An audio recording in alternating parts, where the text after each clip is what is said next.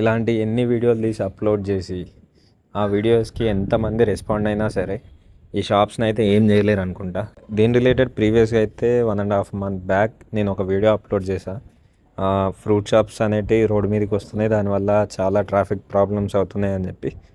ఆ రీల్కి అయితే రిప్లై వచ్చిందన్నమాట సైబరాబాద్ ట్రాఫిక్ పేజ్ నుంచి. కామెంట్లో అయితే లొకేషన్ ఎక్కడ అని చెప్పి కామెంట్ చేసిళ్ళు. నేను ఆ కామెంట్కి రిప్లై అయితే ఇవ్వడం జరిగింది.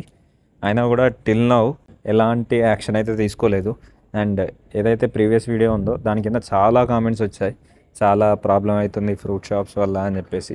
అండ్ మోర్ ఓవర్ దాంట్లో చాలా కామెంట్స్ అయితే ఇవి ఇప్పుడు కాదు బ్రో, చాలా ఇయర్స్ నుంచి అయితే ఉంటున్నాయి, వాళ్ళు ఎలాంటి యాక్షన్ తీసుకోరు, వాళ్ళకి అందాల్సినవి అందుతున్నాయి అని చెప్పేసి చాలా కామెంట్స్ వచ్చాయి.